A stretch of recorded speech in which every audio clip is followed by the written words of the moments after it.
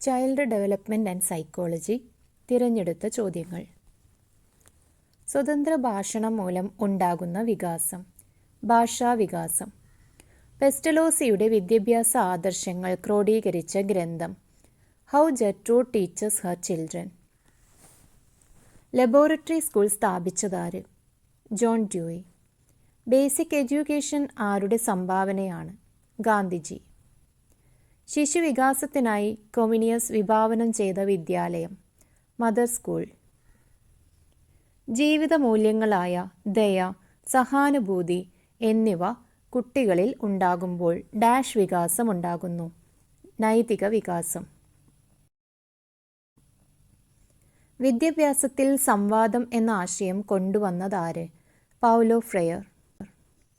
ബുദ്ധിയുടെ കവാടങ്ങൾ ഏതൊക്കെ? ശ്രദ്ധ, ഓർമ്മ, ഏകാഗ്രത. എഴുത്തും വായനയും ബാല്യത്തിൻ്റെ ശാപമാണ്. ഇതാരുടെ വാക്യമാണ്? റൂസോ. കുട്ടികളുടെ സമഗ്ര വികാസം രേഖപ്പെടുത്തുന്ന റെക്കോർഡ്. സഞ്ചിത രേഖ. സൂപ്പർവിഷൻ ഡയറിയിൽ രേഖപ്പെടുത്തുന്ന വിവരങ്ങൾ. അധ്യാപന രീതി. ദീർഘകാല സ്മരണയ്ക്ക് സഹായകരമായ രീതി. ഉരുവിടൽ രീതി. കുട്ടികളിൽ മാനസിക വളർച്ചയും വൈകാരിക വികാസവും ത്വരിതപ്പെടുത്താൻ ഏറ്റവും ഫലപ്രദമായ അധ്യാപന രീതി. പ്രൊജക്റ്റ് രീതി. പഞ്ചേന്ദ്രിയങ്ങൾ പ്രവർത്തനക്ഷമമാകുകയും നിറങ്ങളും നാദങ്ങളും തിരിച്ചറിയുകയും ചെയ്യുന്ന വികാസഘട്ടം. ആദിശൈശവം. സാമൂഹികാനുകരണ മാതൃകയ്ക്ക് വിലപ്പെട്ട സംഭാവനകൾ നൽകിയ വ്യക്തി. ഫ്രോബൽ. അഡ്വാൻസ്ഡ് ഓർഗനൈസർ മാതൃക ആവിഷ്കരിച്ചത്. David Ausubel. ദേശീയ പാഠ്യപദ്ധതി അനുസരിച്ച് അധ്യാപകൻ്റെ മാതൃകാ റോൾ എന്താണ്? പഠന സഹായി അല്ലെങ്കിൽ ഫെസിലിറ്റേറ്റർ.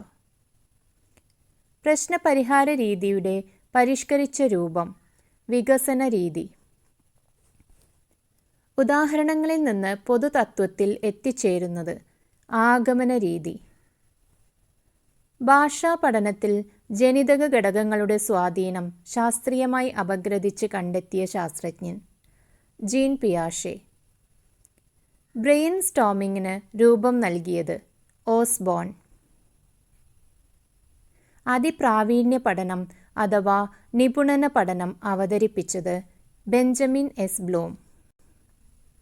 ബോധന രീതി ഡാഷ് ആയിരിക്കണം. വിദ്യാർത്ഥി കേന്ദ്രീകൃതം. ആവർത്തനമാണ് പഠനത്തിൻ്റെ മാതാവ് എന്ന് പറഞ്ഞത്. തോണ്ടേക്ക്. പഠനത്തിൽ പിന്നാക്കം നിൽക്കുന്ന കുട്ടികളെ കണ്ടെത്താനുള്ള ശോധകം. നിദാന ശോധകം.